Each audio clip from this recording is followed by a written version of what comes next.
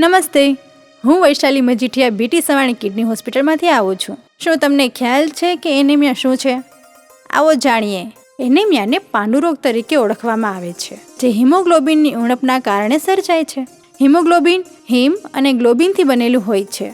હિમ એટલે લોહ તત્વ અને ગ્લોબિન એટલે પ્રોટીન. આમ એ એક પ્રકારનું લોહયુક્ત પ્રોટીન છે. હિમોગ્લોબિનનું કાર્ય. હિમોગ્લોબિન એ શરીરના વિવિધ અંગો સુધી ઓક્સિજનનું વહન કરે છે અને કોષોમાંથી ઉત્પન્ન થતા કાર્બન ડાયોક્સાઇડને ફેફસાઓ સુધી પાછો લાવે છે. સામાન્ય રીતે તંદુરસ્ત વ્યક્તિમાં હિમોગ્લોબિનની નોર્મલ રેન્જ આ મુજબ હોય છે. પુખ્ત વયના પુરુષોમાં 14 થી 17%, પુખ્ત વયની સ્ત્રીઓમાં 12.7 થી 14%. નોર્મલ રેન્જથી ઓછું હિમોગ્લોબિન ધરાવતા વ્યક્તિઓને એનેમિક કહેવાય છે.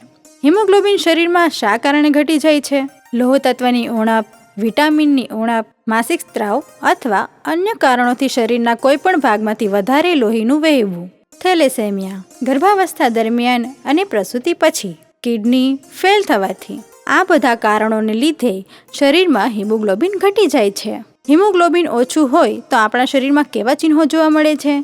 ત્વચા ફીકી પડી જવી, થાક લાગવો, ચક્કર આવવા, માથું દુખવું, વાળ ખરવા, શ્વાસ ચડી જવો, યાદશક્તિ ઓછી થઈ જવી. જો આવા લક્ષણો શરીરમાં દેખાય તો તુરંત ડૉક્ટરની સલાહ લેવી જોઈએ. હિમોગ્લોબિન વધારવા માટે શું કરવું જોઈએ?